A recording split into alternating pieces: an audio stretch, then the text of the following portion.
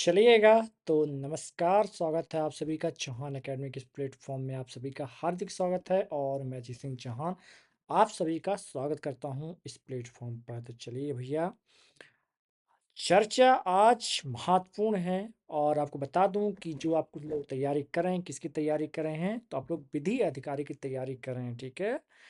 तो आज हमारी पहली क्लास है और बीएनएस का सेक्शन मैं कवर करने वाला हूँ। पूरा बीएनएस मैं कवर करूँगा, ठीक है। आपको पूरा एक एक चीज़ बताऊँगा, हिंदी इंग्लिश हर चीज़ मैं आपको बताऊँगा और बढ़िया तरीके से समझाऊँगा। ऐसा समझाऊँगा कि दोबारा कभी आपको बीएनएस पढ़ने की ज़रूरत पड़ेगी नहीं, ठीक है। आप चाहे कहीं भी तैयारी करें, किसी भी जगह तैयारी कर रहे हों, अगर ये आपने चौहान अकेडमी में एक बार आपने कोर्स ले लिया है और आप तैयारी कर रहे हैं, तो मैं आपको यकीन दिलाता हूँ कि इसके बाद आपको ज़रूरत कहीं नहीं पड़ेगी, ठीक है।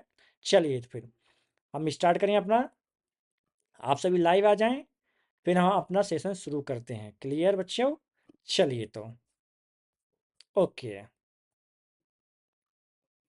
तो बात कर लेता हूँ भैया।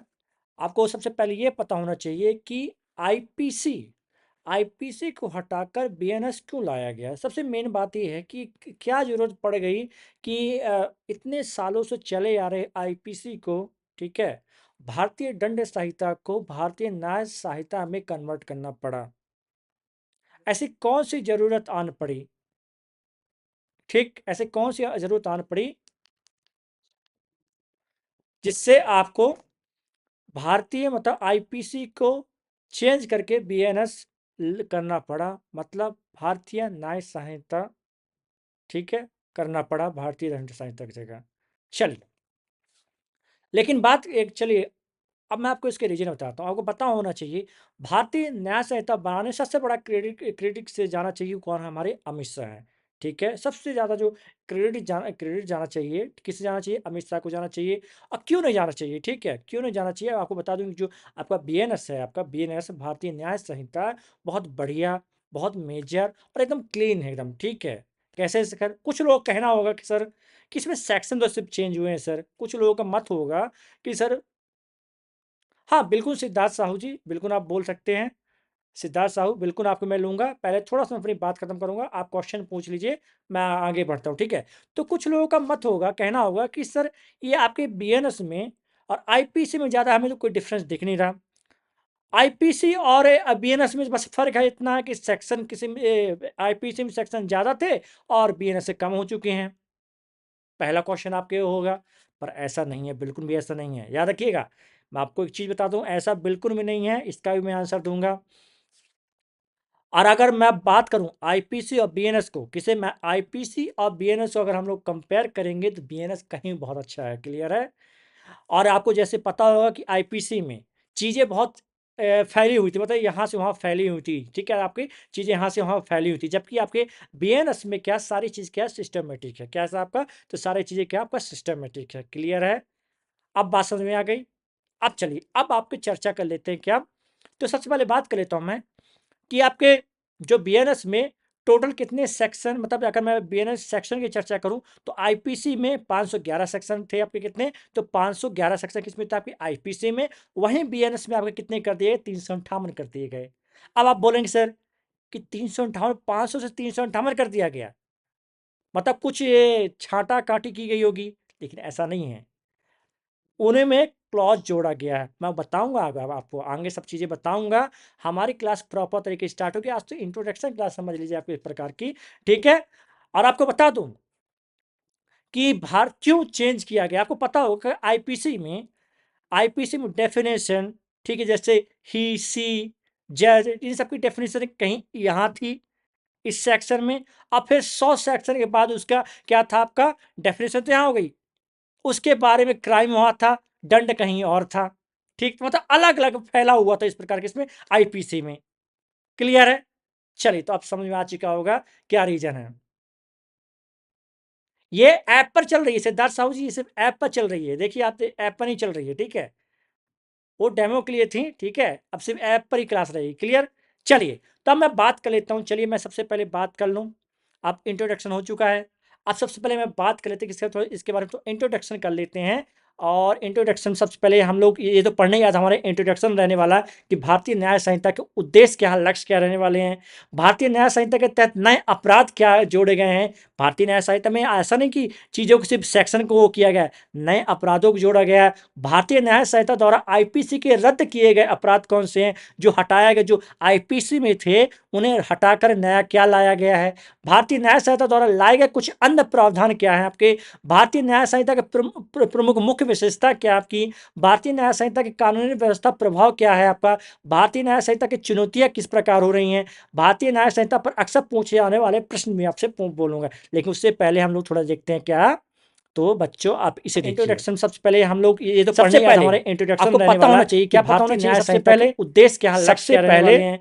भारतीय न्याय संहिता के तहत नए अपराध क्या जोड़े गए हैं। भारतीय न्याय संहिता में ऐसा नहीं कि सबसे पहले चैप्टर कितने हैं आपके किया गया, तो वैसे मैं बोलूं तो जैसे जैसे भारतीय न्याय संहिता द्वारा आईपीसी के रद्द किए गए अगर ऑप्शन में अगर आपके जो चैप्टर आईपीसी में थे उन्हें हटाकर नया क्या लाया गया है। 23 चैप्टर न्याय संहिता द्वारा लाए गए कुछ अन्य प्रावधान क्या है आपके। भारतीय न्याय संहिता के 20 चैप्टर प्रमुख मुख्य विशेषता इसमें मैं 23 क्या किया कुल अध्याय कितना प्रभाव क्या है ठीक गिना जाता है, 20 गिना जाता है, लेकिन चुनौतियां किस प्रकार हो रही हैं। जो पढ़ते हैं 23 है, लेकिन मेन आपको जो बोला जाएगा कितने आपके 20 है, आपको 20 लिखना है, कितना लिखना आपको तो 20 लिखना, कितने अध्याय आपके 20 हैं, सबसे पहले धाराएं कितनी हैं सबसे पहले चलिए पहले हम पता होना चाहिए क्या पता होना चाहिए सबसे पहले उद्देश्य सामान्य बात से पहले न्याय संहिता के तहत नए अपराध पता होना चाहिए जोड़े गए हैं भारतीय न्याय संहिता में ऐसा सबसे पहले जो चैप्टर सेक्शन है वो किया गया, तो वैसे मैं बोलूंगा जैसे भारतीय न्याय संहिता द्वारा आईपीसी के रद्द किए गए अगर इसमें क्या है जो हटाया गया जो चैप्टर है इसमें आते हैं उन्हें हटाकर नया क्या लाया गया है। 23 चैप्टर न्याय संहिता द्वारा लाए गए अधिनियम बनाया गया संख्या क्या भारतीय न्याय संहिता के 45वां क्लियर विशेषता इसमें मैं 23 के पुराना अध्याय क्या है गिना जाता है, भारतीय न्याय संहिता 45वां अधिनियम पूरा अध्याय भारतीय न्याय संहिता में लेकिन मेन कब स्वीकृत किया गया 20 आपको किया गया कितना लिखना आपको 20 लिखना कितने अध्याय आपको 20 हैं पहले धाराएं कितनी हैं सबसे पहले हम पता होना चाहिए क्या भारतीय न्याय संहिता पहले सामान्य बात से पहले न्याय संहिता को नए अपराध पता होना चाहिए भारतीय न्याय संहिता में। चलिए बिल्कुल आपको वाइलंगर रहेगा, किसी चिंता मत करिए आप लोग, वाइलंगर पोलर रहेगा, क्लियर है। चलिए अब देखिए जैसे बात करते हैं आईपीसी की बात करते हैं, किसकी बात करते हैं आईपीसी की बात करते हैं। तो आईपीसी में कितनी क्या धाराएं थी आपकी, तो आईपीसी में आपकी कुल 511 धाराएं थी, कितनी थी आपकी 511, और वहीं कुल अध्याय कितने 23 थे। और ये अधिनियम कौन सा था आपका, तो 1860 का 45वां, और इसे कब लागू किया गया था, इसे किया गया था 1 जनवरी 1862 को किया गया था, क्लियर है। चलिए ये आपको कुछ आज बात बतानी थी, ये सब मैं चीज़ें आपको आगे पढ़ाऊंगा, ये सब चीज़ें आगे पढ़ाऊंगा, ठीक है। इससे पहले आज पहले हम थोड़ा इंट्रोडक्शन देखते हैं, फिर कल से हमारी पूरी क्लासेस अच्छे से करेंगे, ठीक है। पहले आज थोड़ा इंट्रोडक्शन आपका देख लेते हैं। चलिए तो मैंने क्वेश्चन आपसे सबसे पहले हम लोग क्या देखने वाले हैं, चलिए देखिएगा। हाँ तो ये आपको पता होना चाहिए कि भारतीय न्याय संहिता लाया किस लिए गया है, ठीक है। तो समाज समय के साथ विकसित होता है, ठीक है। याद देखिए कि समाज जो हमारा भारत है विकसित होता जा रहा है, क्या होता जा रहा है, विकसित हो जा रहा है। और इस विकसित देश में अलग अलग प्रकार के क्या होने लगे हैं, तो अपराध होने लगे हैं, क्या होने लगे, अपराध होने लगे। 1860 में कुछ और था, उस समय कुछ और अपराध थे, कुछ और दंड प्रक्रिया थी, लेकिन आज की डेट में भारत पूरी तरह चेंज हो चुका है, तो थोड़ा सा न्याय प्रक्रिया भी थोड़ा चेंज होना जरूरी है, क्लियर है। और इस निरंतर बदलते समाज इंसानों की आवश्यकता के अनुसार आवश्यक परिवर्तन होते हैं, वही चीज आपको बताया कि आवश्यक क्या परिवर्तन हो रहे हैं, क्लियर परिवर्तन हो रहे कि नहीं हो रहे हैं। अगर कानून मतलब पहले कानून कुछ और था, रेप का पहले कुछ और कानून था, अब रेप का कुछ और है। पहले चोरी का कुछ और हुआ करता था, पहले चोरी में हाथ काट दिए करते थे, हाथ काट दिया जाता था, ठीक है। लेकिन अब सिस्टम बदल गया है। भारतीय न्याय संहिता 2023 इसी का परिणाम, किसका परिणाम आपका 2023 किसका परिणाम है, तो भारतीय, हाँ तो यहां देखेंगे तो भारतीय 2023 इसी का परिणाम है। और जिसने ब्रिटिश युग से चले आ रहे पुराने कानूनों को क्या कर दिया है, तो खत्म कर दिया गया, क्या कर दिया गया, पुराने कानूनों को खत्म कर दिया गया है। और आज के समाज किसमें, आज के समाज के जरूरतों के अनुसार भारतीय न्याय संहिता मतलब बीएनएस को भारतीय दंड संहिता आईपीसी की जगह लागू करने के लिए बनाया गया है, क्लियर है। इतनी बात क्लियर हुई बच्चों, इतनी बात क्लियर हुई। अब सही आ रहा है, अब आवाज सही हो गई होगी, अब आवाज सही हो गई होगी आई थिंक मेरे हिसाब से। सिद्धार्थ अब आई थिंक मेरे हिसाब से आवाज क्लियर आ रही होगी। अब आवाज क्लियर आ रही है? मैं एक बार चेक कर लेता हूँ वॉइस।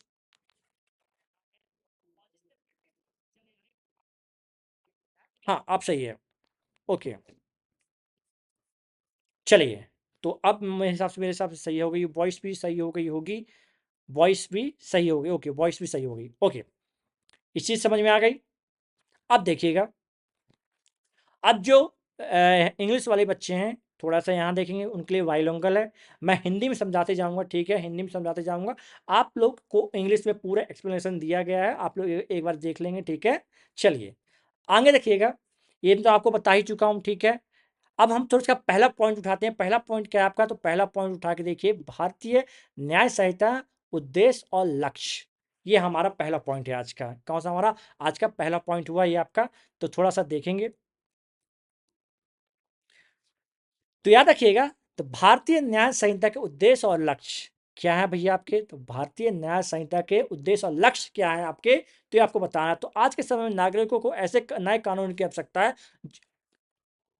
आज के समाज और नागरिकों को ऐसे कानूनों की आवश्यकता है जो वर्तमान समस्या को बिना देरी के निपटने में सक्षम हो तथा न्याय निष्पक्ष सुनिश्चित कर सके। जैसा कि आपको पता होगा, ऐसे बहुत सारे केसेस, ऐसे रेप केस आप ले लीजिए, ऐसे केसेस बहुत मतलब कह सकते हैं बहुत सालों साल चलते हैं, मतलब 10 से 20 साल 15 साल गुजर जाते हैं बहुत से ऐसे केस पर। जैसे निर्भया को देख लीजिए, काफ़ी समय से केस चल रहा है, अब जाके उसका भी कुछ समय पहले ही उसका यहाँ तक क्या केस सॉल्व हुआ है, ठीक है? तो ये सबको जितना जल्दी से जल्दी हो सके निपटाने के लिए ही नए कानूनों को लाया गया, नए डंडों को लाया गया। क्लियर है? चलिए,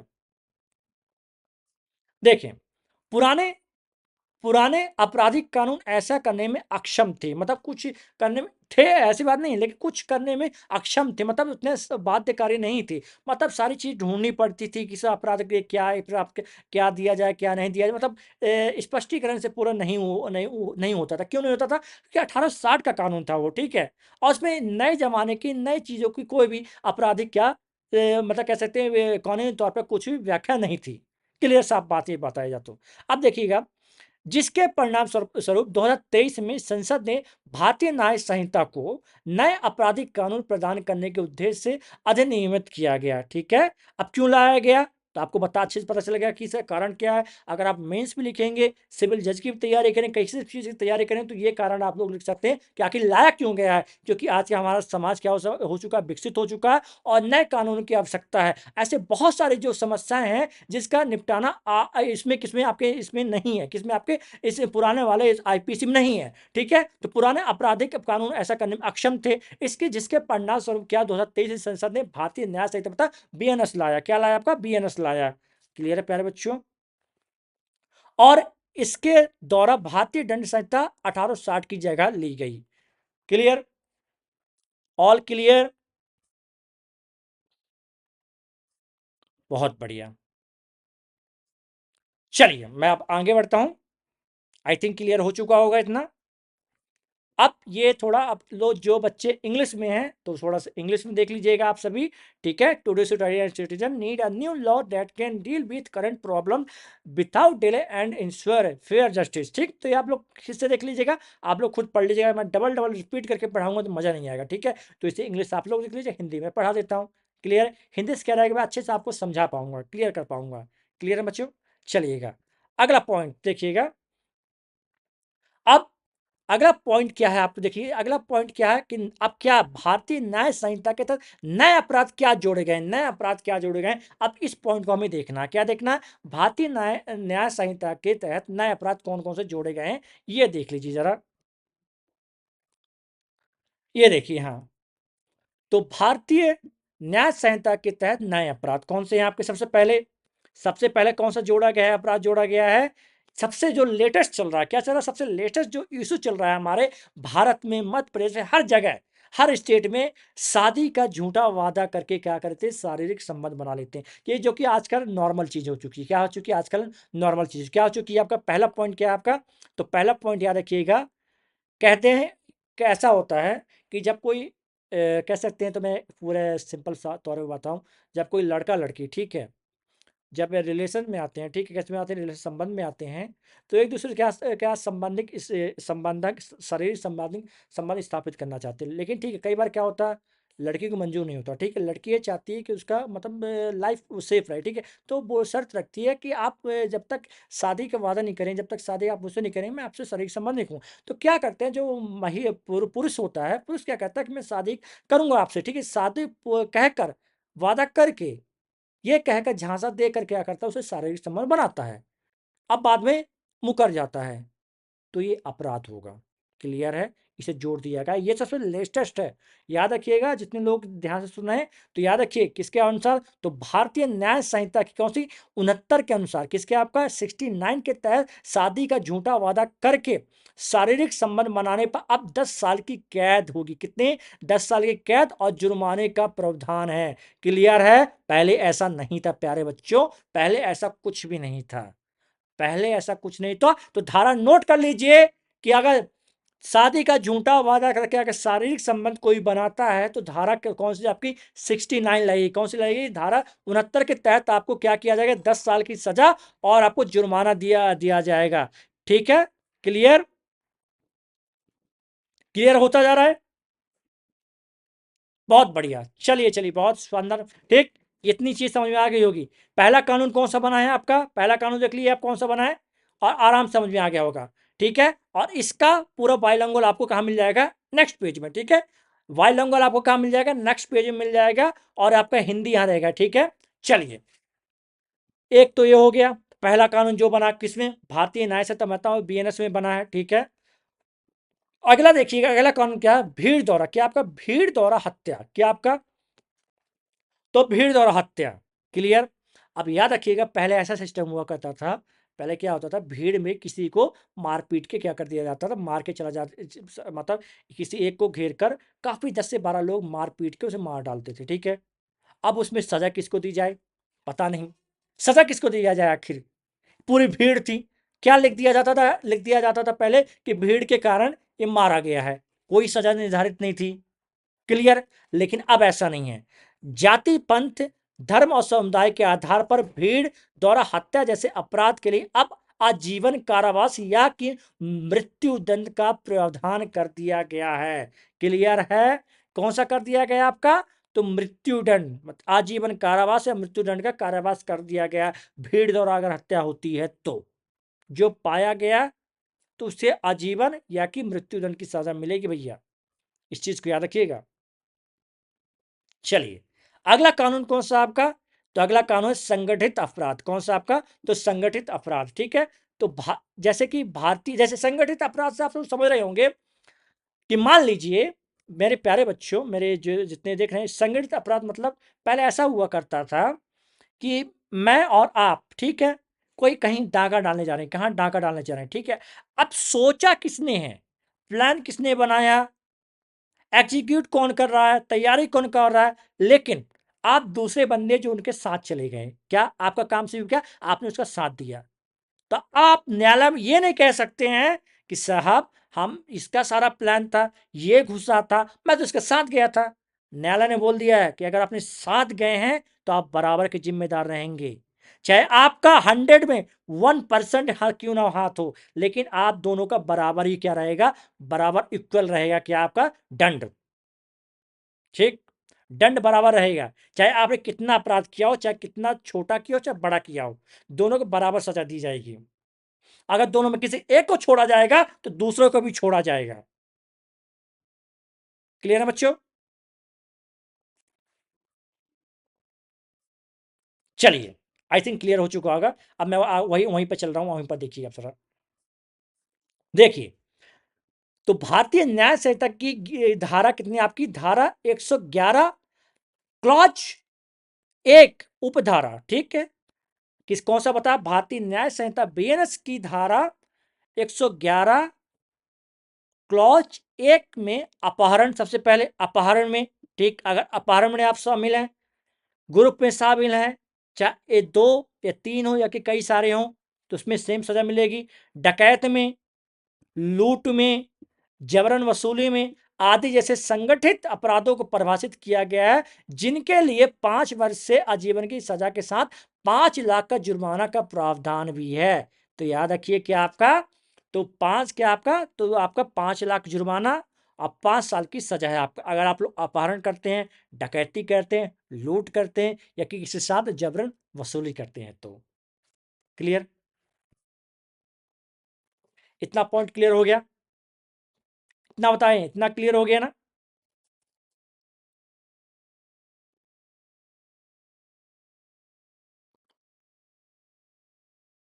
चलिए,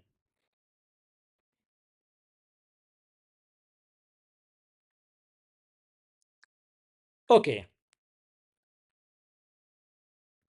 चलिए फिर मैं आगे बढ़ता हूँ। आई थिंक आप सबको क्लियर हो चुका होगा। अब अगला कानून थोड़ा देखते हैं, ये आपका किसमें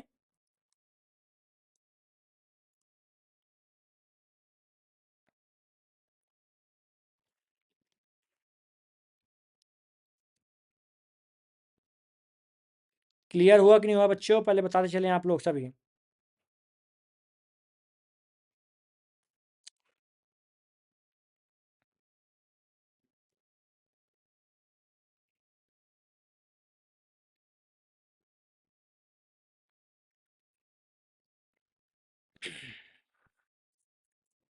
चलिए, आई थिंक क्लियर हो गया होगा आप सभी को। चलिए, इसका आपको जो फोर्थ में बात करूं किसका आपका, तो आपका फोर्थ कौन सा लॉ आपका, हाँ, फोर्थ लॉ, ठीक है ना। फोर्थ लॉ क्या है आपका, तो छोटे मोटे क्या आपका, तो छोटे मोटे क्या आपका अपराध, कौन से अपराध, छोटे मोटे अपराध, मतलब कैसे, मतलब मान लीजिए कि छोटे में कोई अपराध, मतलब चोरी है, छोटे मोटे जो अपराध आपने किया जैसे चोरी, छीना झपटी, ब्लैक ब्लैक में टिकट बेचना, ये सब चीजों की बात हो रही है किसमें आपका, चौथे में, ठीक है। मतलब चौथा पॉइंट हमारा क्या है आपका, हाँ, तो चौथा पॉइंट आपका क्या रहने वाला, छोटे मोटे संगठित अपराध, मतलब पेटी ऑर्गेनाइज्ड क्राइम, ठीक है। तो ये किसमें आपका है आपका, तो भारतीय न्याय संहिता मतलब बीएनएस 112 में, क्या आपका 112 12 में, किसमें, तो 100 सेक्शन 112 में इंडियन पेनल कोड, ठीक है, डिफाइंड पेटी टू, हाँ, देखिए, तो भारतीय न्याय संहिता कितना का, भारतीय न्याय संहिता की 112 में छोटे मोटे, किसमें, छोटे मोटे संगठित अपराधों क्या डेफिनेशन दी गई, क्या देखिए डेफिनेशन मतलब परिभाषा दी गई, जैसे किसका, तो आपको बता दूं, snatching, black marketing of ticket, selling of examination, ठीक, जैसे कि आपको बताऊं सबसे पहले क्या है आपका, क्या सुनिएगा, छोटे मोटे अपराध कौन से किसमें आपका किया गया है, परिभाषित किया गया, तो बीएनएस की धारा 112 में 12 में किया गया है, क्या क्या करने में, तो सबसे पहले आपने क्या किया हो, जैसे चोरी, जीना झपटी, क्या आपका छीना झपटी, छीना झपटी, ठीक है, ब्लैक में टिकट बेचना, ठीक है, और परीक्षा के प्रश्न पत्र बेचना, और साथ ही साथ किसके आप गैम्बलिंग करना, मतलब जुआ खेलना, ये कौन से छोटे मोटे चौथे में ऐड किया गया, क्लियर। अगला देखिए पांचवा,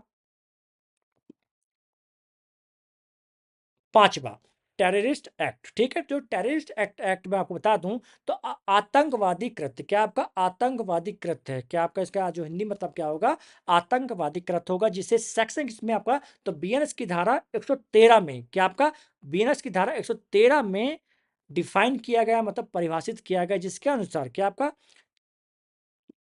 तो हाँ, तो जिसके अनुसार आपको पता होना चाहिए, जिसके अनुसार किसी व्यक्ति द्वारा भारत की एकता, अखंडता, संप्रभुता, सुरक्षा या आर्थिक सुरक्षा को खतरा पहुंचाने के इरादे से आतंक फैलाने के लिए किया गया कार्य, जो क्या रहेगा, मृत्यु, क्या आपको मृत्यु या आजीवन कारावास दंडनीय है, इसके परिणाम स्वरूप किसी की व्यक्ति की मृत्यु हो जाती है, किसी अन्य मामले में 5 वर्ष से आजीवन की कारावास के साथ जुर्माने का प्रावधान है। मान लीजिए आपने क्या किया है, किसी भी एक्टिविटी मान में, किसी भी एक्टिविटी मतलब किसी भारत किसी अखंडता में, ठीक है, मतलब किसी प्रकार का आप लोग भारत में रह के क्या किसी प्रकार का अशांति फैलाते हैं, अशांति फैलाते हैं, जिससे किसी की मृत्यु हो जाती है, जिससे किसी की मृत्यु हो जाती है, ठीक है, और कि भारत की सुरक्षा को लेकर बॉर्डर में आप घुसते इलीगल घुसते हैं, ठीक है, तो उसमें आजीवन कारावास, मृत्युदंड, और साथ ही साथ किसी की मृत्यु हो जाती है तो 5 वर्ष अलग से आपको क्या दिया जाएगा, तो सजा है किसका? प्रावधान है। क्लियर है?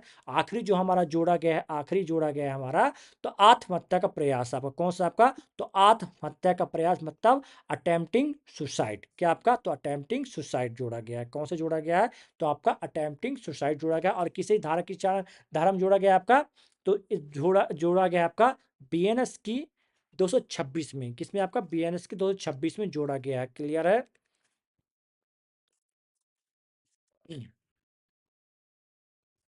चलिए, तो याद रखिएगा, अगर कोई भी व्यक्ति या कि लोग का कोई भी ऐसा है जो कि आत्महत्या का प्रयास करता है, ठीक है, अगर तो आपका आत्महत्या का प्रयास करता है तो उसे 1 साल की सजा है। क्या आपका? 1 साल की सजा या जुर्माना या कि दोनों हो सकता है। क्लियर है? तो ये कुछ चीजें ऐड की गई हैं। क्लियर है?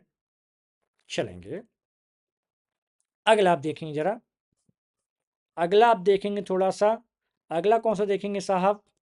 तो हमें देखना है अगला, तो भारतीय किसके? आपका भारतीय न्याय संहिता द्वारा आईपीसी के रद्द किए गए अपराध को देखना। क्या देखना हमें? तो आईपीसी मतलब आईबीएनएस द्वारा आईपीसी के रद्द किए गए अपराध को आपको देखना है। ठीक ना? चलेंगे देखें कौन से रद्द किए गए हैं। ओके, देखिएगा, तो भारतीय न्याय संहिता द्वारा आईपीसी के रद्द किए गए अपराध कुछ इस प्रकार हैं। चलेंगे, हाँ।